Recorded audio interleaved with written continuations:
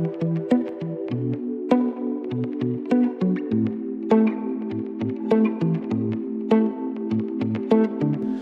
True here. It's good to see everybody. Welcome to the show. Hello, happy Monday. We got a lot to cover. And yeah, there's probably going to be some jokes. I want you guys to send some love out to Lucky and don't get too close. Keep your fingers away from Lucky's mouth. I'm not muted, so we can just get right into the show. If I go to present, let me know if I'm not muted. That would be great to know. We're going to talk about the Flower Wars. The Flower Wars. Yes, the Flower Wars, ladies and gentlemen. The most brutal, evil, historical population ever, according to what we tell each other, is the Aztecs. And I'm here to tell you, my friends, that I don't know if they were necessarily that evil. But James, they ate a lot of people. Yes, they ate a lot of people. But eating someone is not necessarily grounds for, hey man, you're evil or you're cruel, okay? I got a lot to show. I got a lot to prove, right? That's a tall order, right? There's a lot in there, so let's see if I can do it. First of all, Teotihuacan is in the upper right. You don't actually need to know this for the show, but I just want to feel like you're learning something here. Tenochtitlan is down here on the left. Tenochtitlan is where Templo Mayor is. Teotihuacan is where the other pyramid is, but there really wasn't a lot of sacrifice there. Or if there was, we didn't see it, okay? So Teotihuacan up in the west is where the gods come from. But Tenochtitlan is where people eat. And that's a good way. If you're wondering why I'm saying this, it's because I've been telling you guys for a while that, look, there's two different places we talk about here a lot, and I really haven't taken the time to make this slide to kind of help you. And so I hope this slide helps. If you have trouble remembering this, think of Templo Mayor, which we talk about a lot, right? It's got the two houses. One is Democrats and Republicans, and people die for them. And my first cannibal, I ate your fingers in barbecue sauce. Now, Tenochtitlan could mean place of the prickly pear cactus on a stone. Tenochtitlan. This is the story of Moses, by the way. Moses is walking through the desert looking for a new home. He finds one in Tenochtitlan because he had a vision of a snake on top of a cactus. And there you go. So that's Tenochtitlan. Oh, my goodness. I left the ability. I got to go get something so I can sneeze. I'll be right back. Just please bear with me 1 second.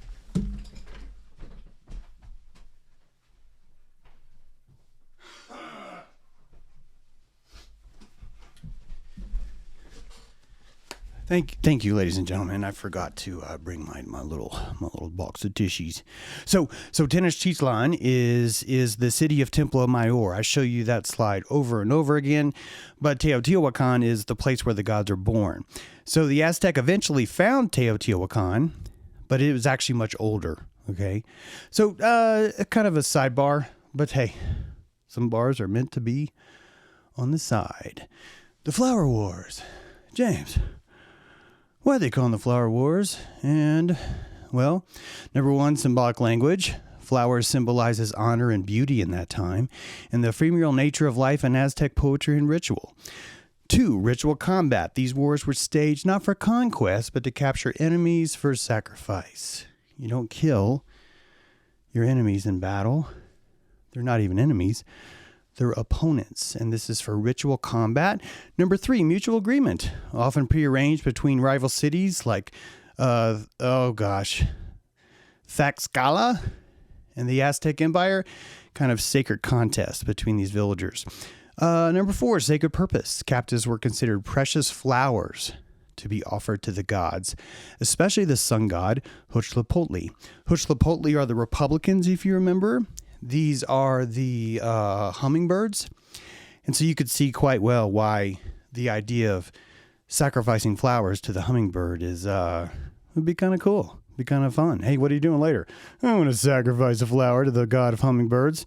So and if you want to know what that looks like in real world, just look at the Republicans right now. Just look at the Republicans right now. And finally, cultural framing. Framing war as a flower made sacrificial feel noble, sacred, and beautiful. This aligned with their cosmology. So knowing that you, Operation Desert Storm, sounds a whole lot better than Operation, we're going to burn all the fucking oil fields we can and shoot camels in the head and really just find some dude hiding out in a foxhole and telling everybody to fuck off. So what do you want to call the battle? Do you want to call it Operation Desert Storm? Or do you want to call it all that other stuff, right? So Flower Wars, same thing. Marketing people, you gotta do some marketing, okay? Especially if you're going to eat people. You're going to want to do a lot of marketing. You're going to want to do a lot of that. Welcome to the show, all. I'm Mel. Good to see you. Nate, good to see you. Stretch, you know what I'm talking about. XKB. Lucky is still hanging on. We'll see if he makes it. If we're missing anyone, if anyone appears missing in the chat, E-Dub, great to see you too. Ginger, guys, if someone's missing, it's probably Lucky. Lucky's probably eaten one of you. So just something to keep in mind. But we don't have time for games. I got a lot of slides to cover. I really want you guys to see this. You've seen this slide before. James, we've seen this slide before. Yes. Which one of these said we must sacrifice with all our hearts? Even if others do not know us, we must fight to save the world. Which one? Who said this? Was it modern day Eagle Warrior Marines or was it ancient Eagle Warrior Marines? And the trick question, both of them said it, although really this quote is from Aztec. But come on, they both said it. They both said it. They did. Number 3, quick point. When a man died, he was henceforth as dressed as God oh God, I just messed that up. God Kukuksin. When a woman died, she was henceforth addressed as Goddess Chamoltsin. For Teoti, to die, is literally to become God. Do you hear that? Teotihuacan? This is why I showed you the slide, Nate. This is why. Nate's like, I know, James. That's why you showed the slide. I saw that before everyone else did, but I need you to see it first, Nate, because that's how node contagion works.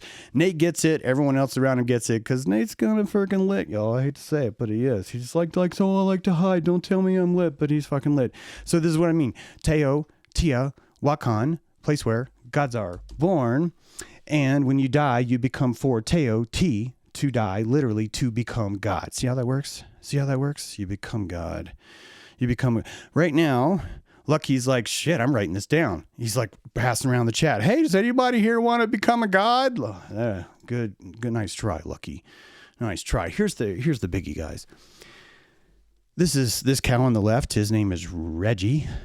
And Reggie has a torque force of 200 pounds of 2,000 pounds, of pound force. That's how much force he can bear down upon something, say a fence. All right. So let's keep this in mind because I'm trying to suggest to you that the Aztec mind the consciousness of the Aztec was a beast of burden. It was a mental state much like a cow. And the best way to understand this is let's just take a quick trip down Cow Alley and see what they got.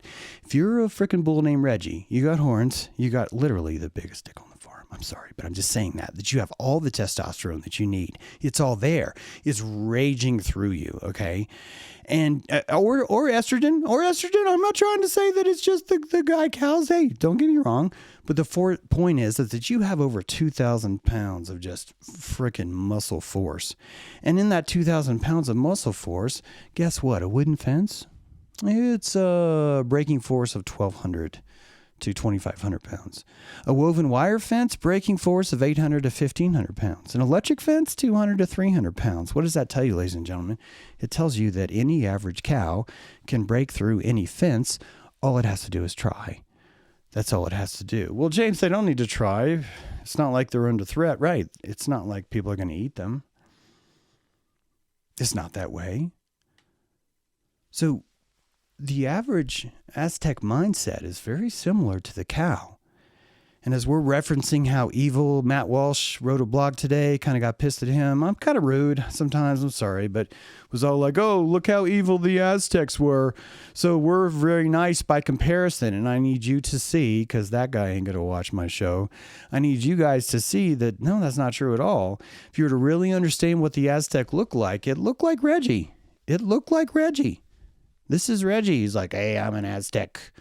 I'm a cowpoker and Aztec living in America. steering my way around. Still afraid of fences after all these years, 'cause I'm trying to grow self-worth, says Reggie. I'm trying to grow self-worth. I don't have a frontal lobe to grow an ego. And here we are living in this world where we hate the ego. Why? Because we just came online, bitches. We just came online. That's why. So this is why this thing's, oh, by camel mind. That is funny. I need to stop looking at the chat. That's hilarious. So this is not Reggie. A lot of you guys are racist and you think all cows look the same. This is actually Regina. I don't want you to ask about the gender. Don't worry about it, okay? But Regina here has a 2,000-pound force. And the number one most popular form of cow fencing in America is actually none of the three things I told you. It's actually just simple barbed wire.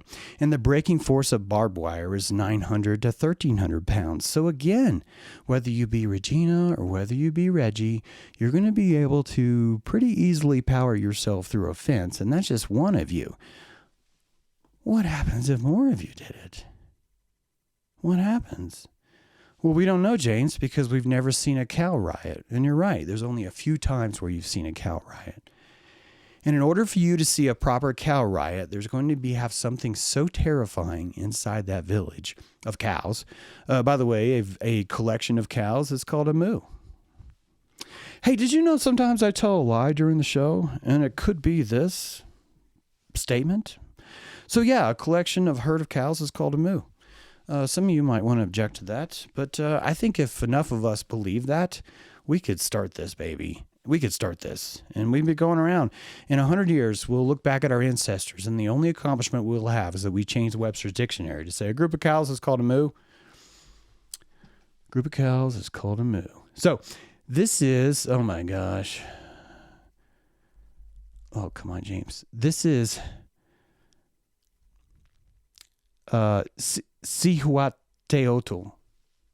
Cihuateotl. If this reminds you of anything, this should look exactly like the Indiana Jones sculpture. This is Lilith. This is Lilith, a deity whose cult was one of the most macabre and horrifying ever recorded in the history of religion, says modern scholars. This deity was appropriated with the sacrifice of numerous war captives and slaves dispatched by the usual heart extraction method. The lifeless bodies of the victims were then flayed. Their human skins, including the faces, were worn by ritual participants for periods of up to 20 days. They were worn in an exercise of penitence. Did you hear that? Penitence. Penitence. So the very, very early stages of Aztec culture had something called penitence. This is a huge deal. You've probably heard me talk a lot about biblical history and consciousness and how most of the saints are basically penitent self-torturers, people that got off on torturing themselves in the name of penitence. And you're looking at the same thing here. So the wearing of someone's skin, a victim, is actually the closest thing they could psychologically come to inventing something called empathy. That empathy itself was a war ritual before it was a psychological phenomenon. And this should be really telling because it's showing you the birth of consciousness.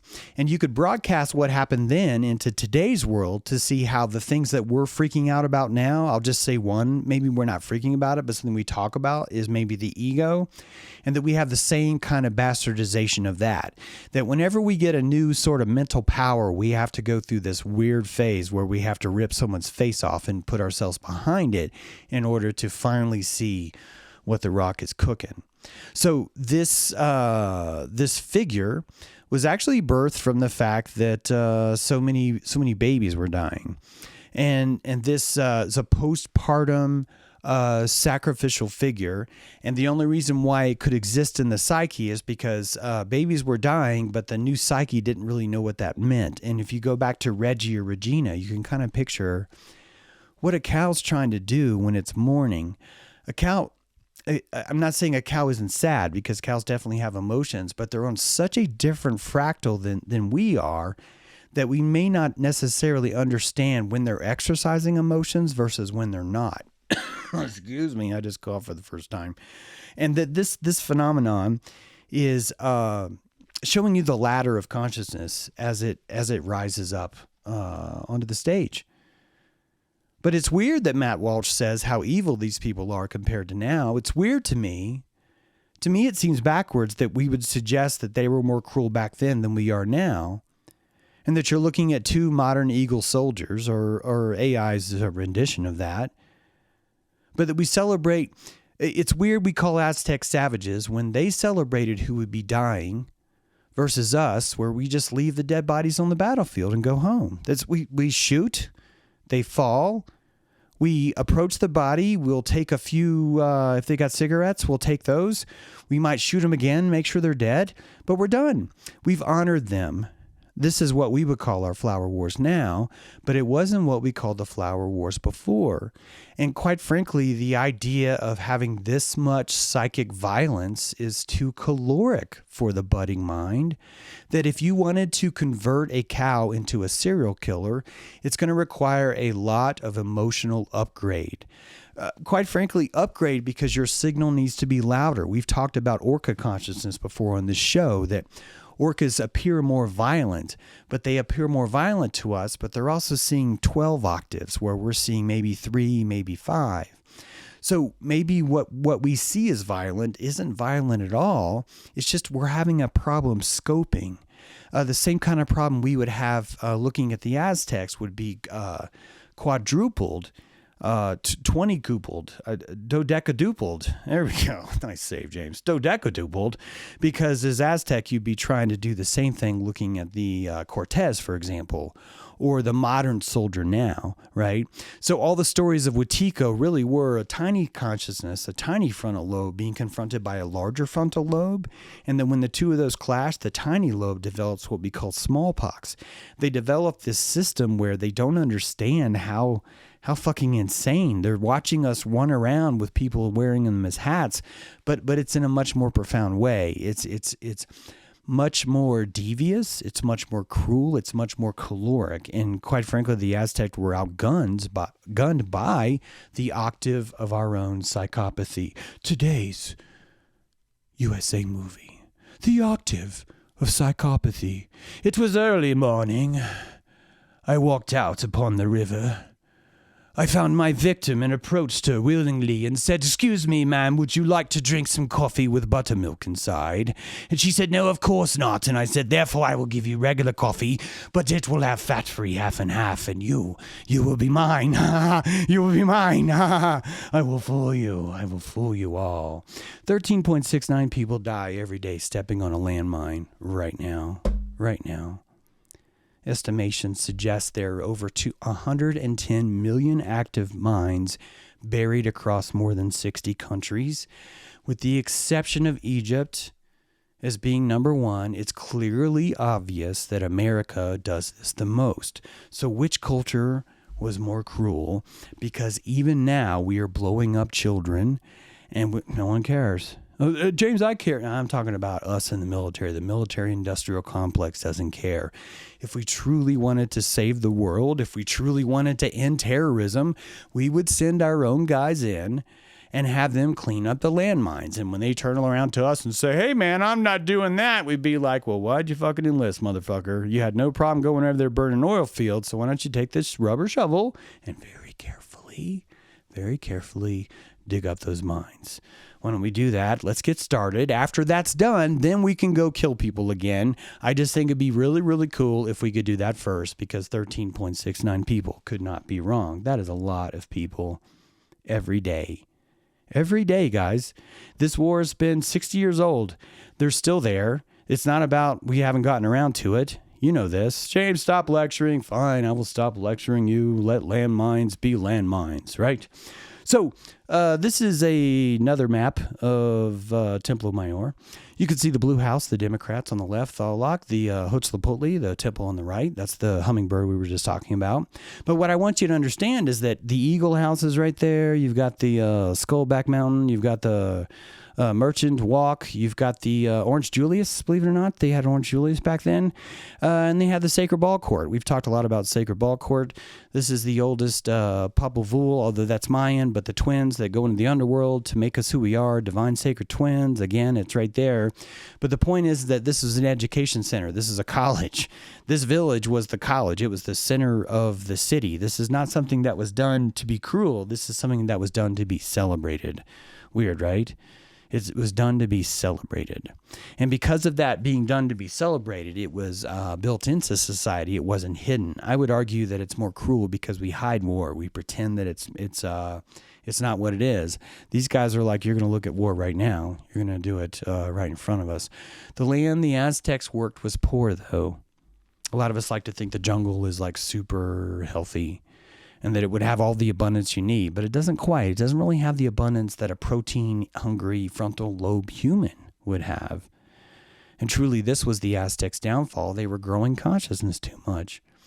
The land the Aztecs were was poor, its population large. Between AD 200 and 1200, the population of the Valley of Mexico increased from a few tens of thousands to 2 million. I'm going to have a link to the PDF where I got this quote from and a few others in the description. Sorry it's not in there right now, but it will be at the end of the show. I encourage you to check it out. It's pretty academic. It's kind of a dry article. It's at least 60 pages. But if you want to reference some of these things that I've looked at and check it out, I highly encourage it. Someone asked me just the other day, how do you learn about this stuff? And it's like, just curiosity. Just curious. Jace, why are you curious about cannibalism? I don't want to talk about that. The Aztecs had no cattle. Their diet, largely maize and beans, provided little fat. Often they were forced to eat insect eggs and algae scraped from stagnant ponds. So what do? They invented cannibalism. And how do you invent cannibalism? You have to come up with a reason for the season. So the deer population basically were slaughtered pretty early on. And honestly, the deer population is really what gave us our first psyche, our first consciousness. So I hope you can imagine now why animals are actually here. Yes, I'm talking to you, vegetarians. This is actually why animals are here. Animals are learning a weird lesson called self-worth. They're learning what it's like to not trust too much, to still have autonomy, but also kind of need shit, to learn to be sharper, faster, better, all these things. And that there's an escalator of consciousness, and that escalator of consciousness moves through the animals into the cannibal, from the cannibal into the serf, or to the slave, from the slave to the serf, from the serf to the blue collar, from the blue collar to the white collar, from the white collar to the self-employed, to the self-employed, to the corporate president, NGO, beyonder, sacred, ancient, cult guy. I don't know where it goes. I haven't been there. I'm just looking around here at the deer. Excuse me. Vegetarian revenge. Good numbers of Tenochtitlan for how many were actually killed. Maybe 300,000 inhabitants. Postulate 15,000 sacrifice victims every year. 15,000 every year. 15,000 every year comes out to 15000 divided by 365. That's 41 people a day. 41 people a day needed to be sacrificed in order for this place to run. And right now, we still have landmines for 13.69, right? So we're not, there it is, 13.69. So we're actually not that far behind, are we? Not really. We're really not that far behind. So you're looking at a rise in protein through deer, and then a loss of protein through the ending of deer, and then an empty hole. What do you do? What do you fill it with? And this is where Lucky comes in. Lucky comes in and goes, I got an idea. You guys want to come to a dinner party? And people are like, we would love to. We're starving. We would love to come to a dinner party. And Lucky's like, yeah, I need you to just bring some barbecue sauce, and I need you to wear these carrots. Just wear these carrots. Some of you, can you please stick this piece of corn up your butt? Don't ask. Look, it's a ritual. I need you to honor my ancestors. Don't ask why I'm asking you to put this apple in your mouth and this maize up your butt, and this garlic in your underarms. It's for the party. It's for the party. Just bring it. Just bring it. Will you just bring it, please? Aztec stuffing, there's your first pun. Aztecs kept prisoners in wooden cages prior to their sacrifice, and at least sometimes fattened them there, according to Diaz. It should be noticed that the prisoners could be fed purely on carbohydrates to build up the fat, since the essential amino acids are not necessary for such production. The confinement to the cages would have also contributed to the rapid accumulation of fat given enough calorie intake. And this is really at the heart of why I showed you this slide. Because if you have at least, what did I say, 41 people a day that are being sacrificed, and you're having to keep people in a wooden cage for months, because if you're going to fatten someone up, it's not going to take days. It's going to take weeks or months maybe.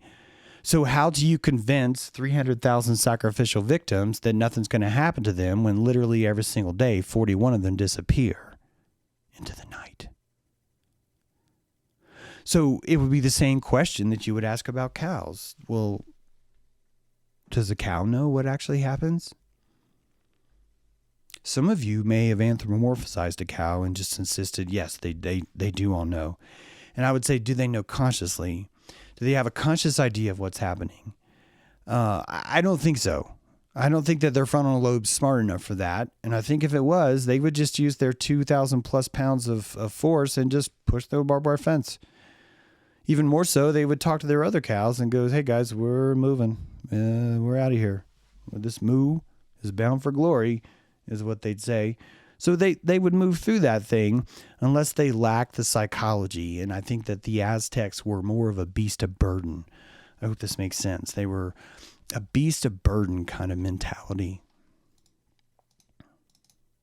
Let me get back to the in here. Yeah, so that's the Aztec stuffing. They were stuffing these guys. Get them ready. Cannibal treaties, another pun. Hope you enjoy that one. That we had cannibal treaties, which I've marked the cities that were most known for this. Thacopan, sorry. Mexico Tenochtitlan, which you know. Texcoco, another city. And Tlaxcala. And Uxoinzinco, and Cholula. We've talked about Cholula before. It's actually the world's largest earth pyramid, built in over several generations on top of each other. And that all these different factions that lived there created a cannibal treaty with each other. They all decided, hey, during this calamity of 1450, James, you didn't talk about the calamity of 1450. In 1450, the deer crop fell. When the deer crop fell, you also had a lot of droughts and a lot of flooding and a lot of crop failure all at the same time. So you had all these things failing at the same time, and the only way to fix it is to increase the cannibalism. So they started spraying barbecue sauce in the streets. They told everybody it was for insect repellents. They told everybody, no, this is to keep away the flies. And they're like, but it makes flies land on me. And it's like, right, but see, it convinces the flies that they shouldn't be flying around. Then they get fat, then their wings fall off. And people are like, okay, that sounds right. And they just kept smothering themselves in barbecue sauce. Meanwhile, everybody's sticking corn out their butt and garlic in their underarms. And next thing you know, you got a KFC buffet. Ryan's Steakhouse, guys. Their dude was named Ryan. We fucking ate him. That's what happened. We're like, hey, Ryan, come over here. We're going to put your name on this steakhouse. It's like, hey, what about my wife, Ruth? It's like, you got her too. Don't worry. It's okay. So really what happened is the Aztecs invented eugenics without knowing it. And we do this too. But they invented eugenics without knowing it.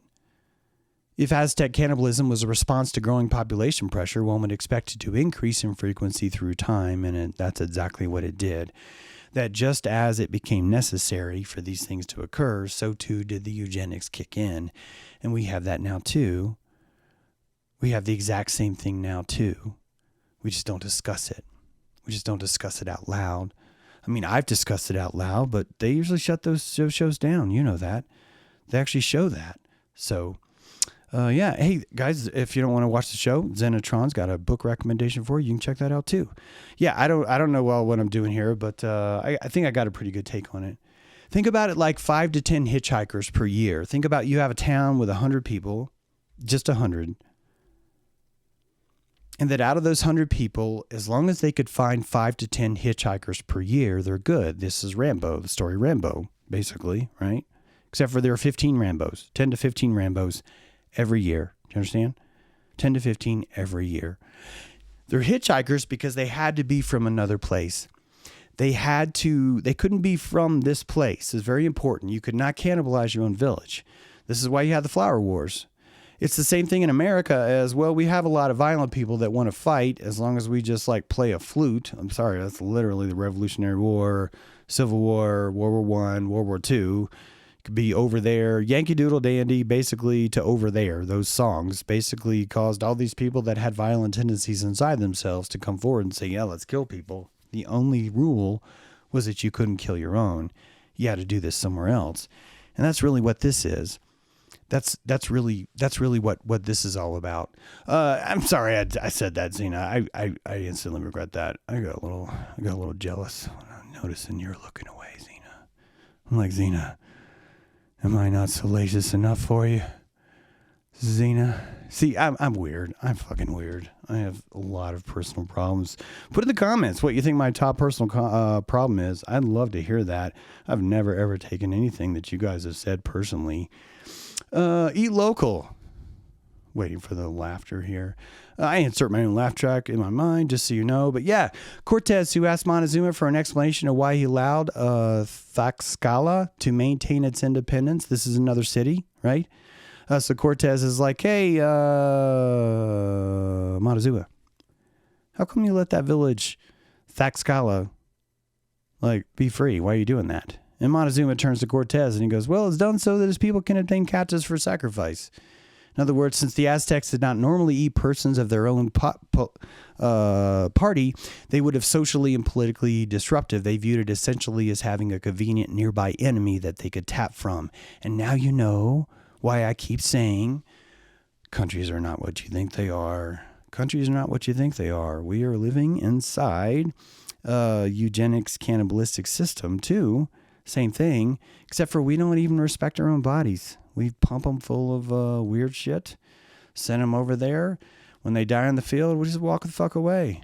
Well, maybe later we'll drag a body out, maybe, but no one's going to look in the coffin. No one's going to look.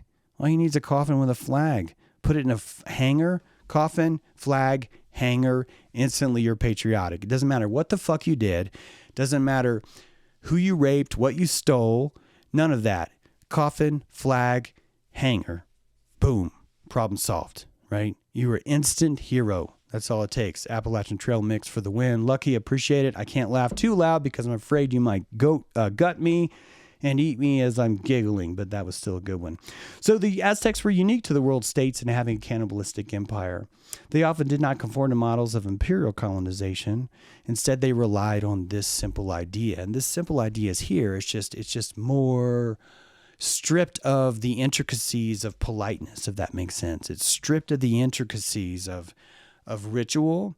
And so we get to see it in a more raw form. This is why I love studying ancient Rome. You still see the same patterns, but because the ego wasn't nearly as complex, because consciousness wasn't nearly as complex. Some of you guys probably get thrown off when I say ego. So because consciousness wasn't fully, we're able to see the same fractal, right?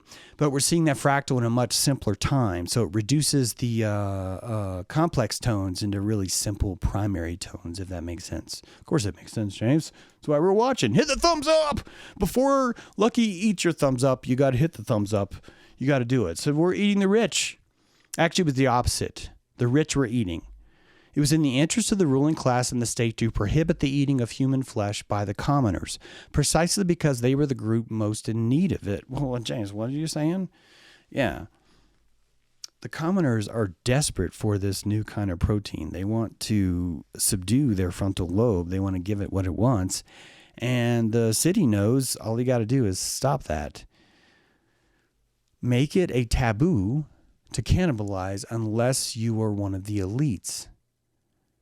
Did you notice how it's not because you're an untouchable that you're a cannibal. You're a cannibal because you're one of the elites. See?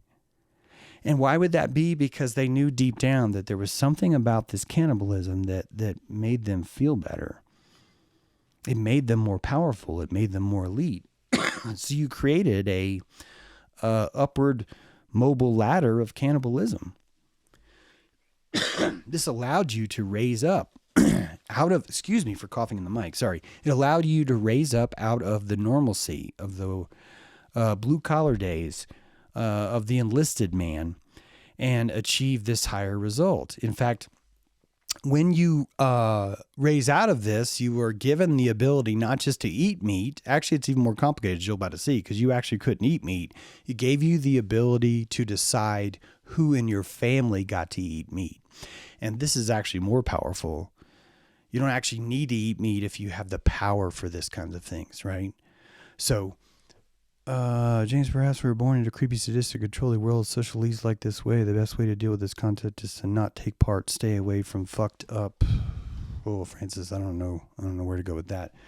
But thank you for the super chat. I'm going to keep going on this one, though. So if you're talking about this show, I can't help you. Maybe you're not talking about the show. I don't know. You eat my back, I eat yours. Boom. Pun number 4. Hope you guys enjoy this one. I guess you have to be a special kind of person to want to eat human flesh in the first place, don't you think? You know, we'll stop for a sec. I don't think so. No, I actually don't. I actually think that when you are, pigs will eat pigs. And I don't think it's because pigs are evil or they have like a satanic ritual that they have to honor. They're not doing that to service some sacred god or whatever. Pigs eat pigs because they actually don't have enough of an id. They actually don't have enough of an ego is what I'm arguing. Because you're living in that cow-like state, think about the word sheep. We've discussed this before. A single sheep is a sheep. A plural of sheep is a sheep. That's no accident. The psychology of a sheep is the psychology of a sheep. See what I did there? The psychology of one sheep is the psychology of 4 sheep. The hive, the herd itself becomes the conglomerate, the organism. This is why herds are able to tap into each other, by the way. This is why the herd has a perimeter. The ones that are typically stronger will be on the outer edges of the perimeter. The ones that are weaker are going to the inside, and they're jacking into each other's consciousness to understand what's going on. So it would be quite appropriate, I think, for the lack of self to be much more prevalent then. This is why a lot of us shit on the ego, quite frankly. We're shitting on the ego in a desperate attempt to crawl our way back into that kind of state so we can just eat each other. In fact, I would say that we energetically eat each other more now than we ever have before, and primarily because we're so insistent that the ego is bad and that we can't trust ourselves, and that we have to call things satanic and run away from them because we lack the luster needed to face these things. But more importantly, we lack the luster to hold our super ego. You've got your brainstem, which is your id. You don't have to call it the id, but it just happens to be that Freud named these 3 parts and they kind of fit. But your brainstem is the id. The back of your brain, your hindbrain, that's your ego. The super ego is your frontal lobe. That's your Prometheus. So you're looking at remember I told you Aztecs were beasts of burden? So really Aztecs were these egoic people. They were spirit animals alone. That's all they were. And just as a herd will learn pain but never learn future prediction, so too were Aztecs living in this sense of what hurt me yesterday is all I know. So it doesn't necessarily have a concept of self because self would require a frontal lobe in order to place it into the future. This is a big, big jump. This is why Homo sapiens sapien is the branching out of tumors on the forehead to give us things like placebo. This is where we lie. This is where we heal. They're all from the exact same place. But more importantly, this is where we develop a sense of self. We develop an electrical field, and this electrical field gives us strength and power. I feel this is like a pretty positive show, what I'm talking about. I'm just going to say that. I think this shit's pretty positive. If this is challenging some of you guys, I'm really sorry, but I need you to explain why so I can learn and grow. If I'm doing something evil here, let me know. But I honestly don't see it. I think I'm just showing you what consciousness looks like. And who wouldn't want to know that? So you eat your back, I eat yours really was the theme of this area, that all these villages were teaming up and literally saying, hey, I'll give you 10 to 15 hitchhikers if you give me 10 to 15 hitchhikers. And it allowed these cultures to survive, but still staying separate. I would argue that King George and Conotacarius, George Washington, were doing the exact same thing. Sure, it was a little bit more advanced. They had a little bit more chalk to it all. But basically, this is it. The distribution of the flesh, in other words, seemed to have been done primarily within the framework of kinship and at the discretion of the captor. Did you hear that? This is not the state deciding who gets the meat. It's the captor themselves. That rather than through the state structure, the captor, the hero, the one who goes and captures the slave, is the one who gets to decide who gets the banquet, who is deserving of the honor that I have caught, right? So this is a different culture because it's completely decentralized. And I would argue that the reason why it's decentralized is, quite frankly, simply because there was no frontal lobe. That once you develop the frontal lobe, you're going to want to create a singular power and call it government and then get mad at it every morning, even though it keeps fucking you. It's weird. Sorry, Carmen, I just cussed, but what else are you going to say? What else are you going to say, right? So thank you for that, Fran. Appreciate it. I think I'm doing good here by telling you guys this stuff. So, but I've been called Lucifer before. Kind of embrace the title now. So if you guys are worried if I'm Luciferian, probably am. That's okay. I'm cool. I'm wearing a black shirt. I'm wearing a black shirt. I should tell you that right there. Upward cannibalism instead of upward mobility. It took me a long time to convince the AI to make this image. It finally, you know how I did it, guys? I said, hey, AI, can you make an image of Aztec cannibals on a ladder with a sign upward cannibalism? And it said no, because that would be wrong, because I would be showing cannibalism. And I literally said, hey, AI, can you give me a suggestion for how I could phrase this to where you would then draw it? And I swear to fuck, it told me. I discussed again, Carmen, sorry. But I do appreciate that, Carmen. Make that expensive for me. I want to clean up my mouth. I was in the Navy for too long. Got a really, really sour tongue in that thing. Go to war and it gets even stronger. Your limbic muscles are just there and you're just like, bad word.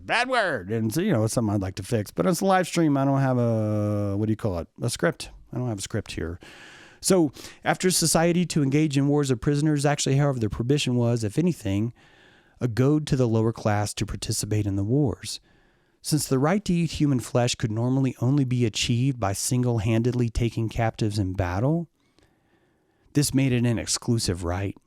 Such successful wars became members of the Aztec elite. Their descending lineage members shared this privilege, right? So by hosting a cannibalistic feast in which your family was allowed to partake of the captive that you brought home, you become your own sense of government, your own sense of charity, and all the honor that comes with that is basically gold. It is what you use to survive. It is what you use to move through the upwardly mobile parts of these things, right? So it's how society grows, believe it or not. It's actually how we've developed the consciousness that we have now, which still needs a lot of work, I admit it, but it does seem like that we're making positive growth. Excuse me. Some of you guys may know I've been nursing a throat thing, and I'm going to be coughing sometimes. I appreciate that. Quick break. Someone with autism told me last week, hey, James, when you do this, it really annoys me. Can you fix that? And I want to call out to all the autists. If you guys would give me very specifics about even a timestamp about what it is that I'm doing or saying that is too loud for you to hear, I genuinely want to hear it. I hope you'll see, as I just commented with Carmen, who's kind of in private, said, hey, you cuss a lot. I want to hear these things. I think they make me better. And if you've got them things like that too, I just need you to tell me, just be really specific, really like I'm 5 years old. You know what? Like I'm 2 years old, let's be honest, because I'm just like 5 now. So we got to go back a little bit. Am I right? So Aztec sausage, that's my next pun. Hope you enjoyed it. Because the idea then is sometimes the flower wars were not good enough. And as I was telling you, the population was collapsing, but they still had this protein need. They had this desperate need for protein. And so Montezuma, when he was lured, because of the famine for 2 years, people started selling themselves and their own family into slavery. And slavery really is just a fancy word for sausage. It really is. And even though it's recorded as slavery, truly what this means at the heart of things is that you're going to feed the rest of us. And a lot of you might think this is horrible and wrong, but I don't think that you understand just how consciousness grows. That, as I told you before, the ladder from cannibal to actually I had a nice rhyme earlier. I wish I could go back and say it again, but it began with this idea of cannibal to serf to slave slave to free man. That's a funny term. Free man to employed, employed to master or patriarch, right? And that latter is going to have the same kind of effects, but psychologically. And so the cannibalism really would take a long time for it to become conscious. I would argue that once it becomes conscious, then it's instantly taboo. But it's not really, or it's instantly felt as taboo to many, but not all. In fact, some of us would not us, sorry, you're going to think I'm talking about me. I've never eaten anybody that I'm aware of, just so you know. But some of us would really get off on that and call ourselves Hannibal, and we'd have movies about it. And oh, wait, we do have movies. See what I mean? So we're still struggling with this. But the point is that back then, I don't think the struggle was real because, again, there wasn't a super ego to even feel I am eating myself. There really is no concept of self. Guys, this is not a stretch. It's not me reaching for something that's not there. If you look at early cave art, we've discussed this, that there's certain things that aren't drawn for a long, long time. One of those is landscape. The other of those is the human. That the first thing the human sees, you know what? They see echo. They see deer. And what is the deer doing? The deer's leading them the way to grow consciousness. And all you got to do is catch me and put my skin in your mouth. This was at our most basic directions. Like the only directions we had when we were here is a desire to see these things, chase them down, and find a way to use their resources. One of the many resources that you would get from the deer is that you would eat that food. And when you eat that food, you're, I think, quite frankly, blowing up constellations in your mind that you've never thought possible. All the salt in that blood, all the salt in the flesh itself would truly be a starburst flavor explosion. And that flavor explosion is creating limbic pathways that have never existed before. And once you lay the groundwork, the road work for that, you're not going to be able to go back very easy. It's going to feel like an atrophy. That atrophy is going to make you create really weird things like flower wars. And so it ends up becoming the vehicle itself for growth, which is why I'm still confused right now if this is considered a bad topic, because ultimately nature's been giving you this path as the only way out. It would really be the only way to rise up out of the zodiac to become man. The zodiac being the relation of just beast, the wheel of beast, the beast of burden. The only way out of the beast of burden would be through cannibalism, which is actually the development of Wetiko, that Wetiko refining itself into present day sociopathy. I mean that in a polite way. And that sociopathy right now is just the Blarney Stone that eventually may become something more substantial. I don't know if the Blarney Stones should even fit there. I don't even know why I said that word, honestly. Sometimes I say words and I just hope someone will make sense. Commoners never ate it, though, as we talked about. This was for illustrious and noble people. And it would make sense because the commoners do not have the same kind of conscious appetite. It might even be seen as wrong. It might even be seen as this is too much for me to handle. So the right to eat human flesh may possibly have been really a privilege to eat at one's own volition. To host a banquet, to buy a slave in the marketplace for that purpose was an initiation into a higher realm. That you'd be stepping into the higher world simply by doing this, right? Self-cannibalism, very true, Zeno. We could go all into that, and we probably won't today because I really want to get to these slides. But oh, good. Actually, I think we might be able to get into that. Oh, good. Oh, it's 6:52 too. Wow. Okay, so I did have the right thing. Here's what I want you to think about. The closest example of this I can give you is 9/11. There is truth in every bandwidth. And what I mean by that is if you're a cow and they pull 9/11 and you're watching the towers fall, the cow's going to have a conscious understanding of what just happened. And that conscious understanding is going to be even below the idea that a plane struck a tower. They don't know what a plane is. They don't know what a tower is. They don't even know that something's wrong. Do you understand? As a beast of burden, you wouldn't necessarily know something's wrong. You're just looking at smoke. You don't even know if it's smoke. You're just looking at shapes. And some shapes have smell, some shapes don't. Some shapes are warm, some shapes are not. You're licking things that are big white blocks in the field, and some taste sweet, some taste salty.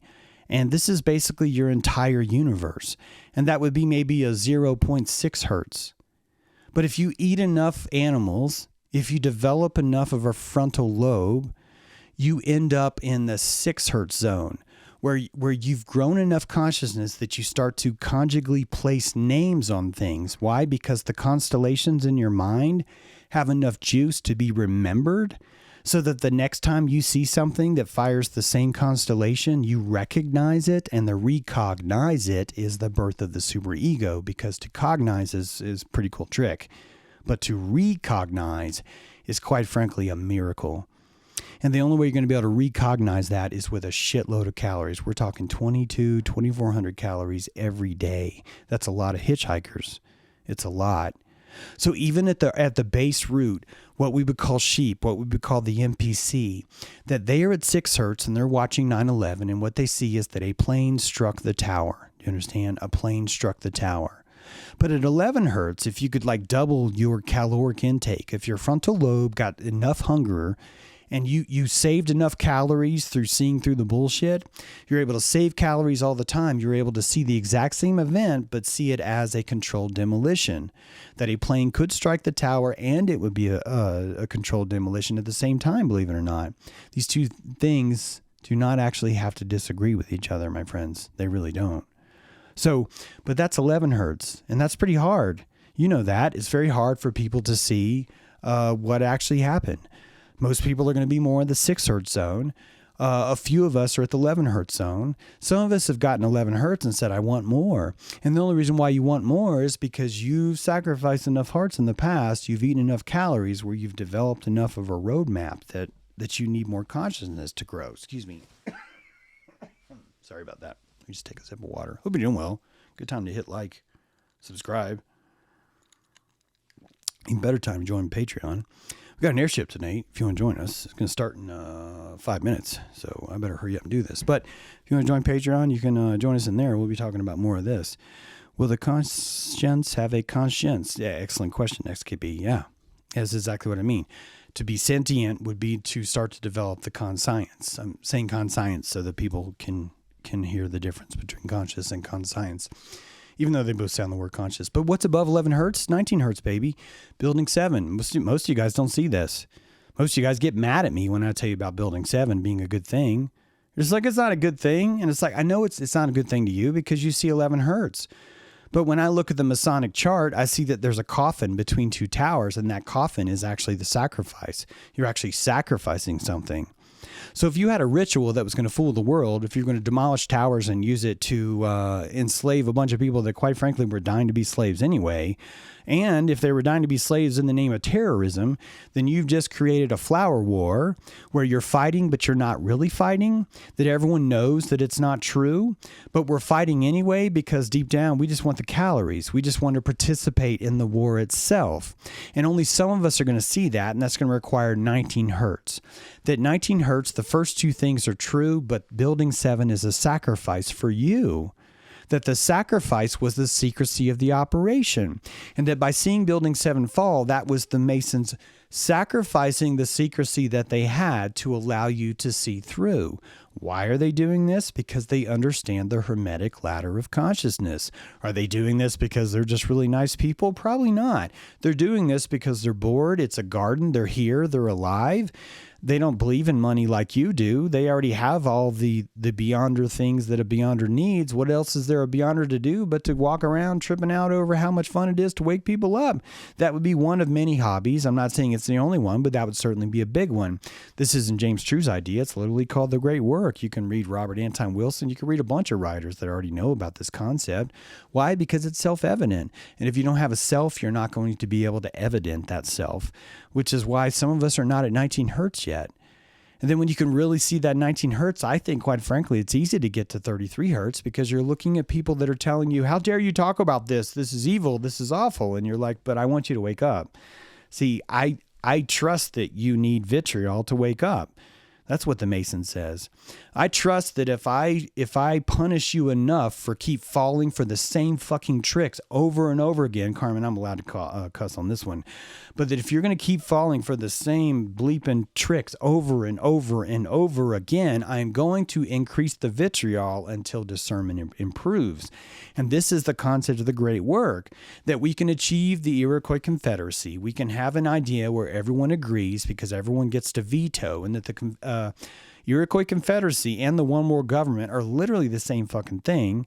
I didn't have to cuss on that one, but literally the same thing. And that in order to get there, we just simply need people to wake up. And the only way to wake people up is to keep slapping them silly when they keep doing the same thing over and over again. So to me, this is a positive method of upward mobility that just requires more sweat.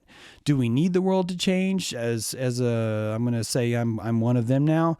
No. But does it give us fulfillment to pollinate those? Yes, it does. Yes, it does. It really does give me fulfillment to know that I might be waking some people up. Am I directly waking them up? No. But if I can insert enough creative vitriol to where Building 7 is right there, right in front of them, they're really going to have a hard time running away from that. And more importantly, when they come out of the cave and they see a coffin with a sign and there's like a little donut, they're going to be like, oh my God, someone left this for me. How sweet. This is kind of weird, but man, I sure feel better. And the second they feel better, they now have more calories. And the second they have more calories, they have more dopamine. And the second they have more dopamine, they can see they can see things. This is how it works. This is how it works. The Public Acts of the State of Tennessee passed in March 3rd, 1858. This is an act providing for the voluntary enslavement of free persons of color in this state for any free person of color, resident within the state of the age of 18 years to choose his or her master and convey him or herself into slavery upon the terms and conditions hereinafter mentioned. This law was passed in the state of Tennessee in 1858 because people were not able to take care of themselves. Indentured servitude was the same way. You're entering into 7-year contracts where literally the only thing you are promised is food, clothing, shelter, and when you finish, you're going to have a job and you're going to have some tools. And that you sign up for all those things very much like this slavery, except for the slave, as I told you, the difference between slave and serf is the difference between slave and indentured servant. One has a little bit more consciousness. One's at 12 hertz instead of 9 hertz, right? So our idea that we have to stop slavery is really our desperate attempt to end human growth. It's one of the most selfish acts I can see, and it's because we're so ashamed of where we came from that we want to make sure no one can fucking follow us. Excuse me for cussing again. It's disgusting that we cannot see this.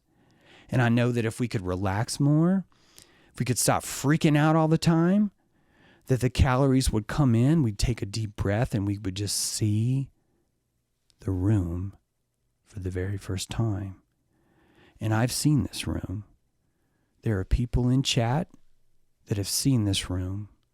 There are people that support me on Patreon precisely because I saw the room too. It's the only reason why I have a show. Of course I'm supposed to talk about this. I don't even know why I was doubting myself. Section 2, be it enacted by the authority that when any free person of color desires to go into slavery, such person shall file a petition in the circuit or chancery court of the county in which such free person of color resides. This is completely back-ass words of anything you've ever heard. And it's right here. It's right here in law. You can Google this. You can go to Nashville and download it. You can look at it. That people wanted slavery because slavery was an upwardly mobile event. Just like Rome, over 50% of Rome was slaves. You and I were those people. If we had enough calories, we developed enough ego, we created a patriarchy for ourselves. We became a free man on Rome, which sadly meant you could be taxed out the ass. But if you traveled on the roads at night and you could prove your citizenship, then some thugs would kick the shit out of someone who is not a citizen just because you said so. You literally could point to anyone that was not a citizen, literally anywhere all over the world. And if you could find a Roman soldier, you could say to that Roman soldier, that outlaw looked at me funny, and they go kick his ass for you. I'm not making this up.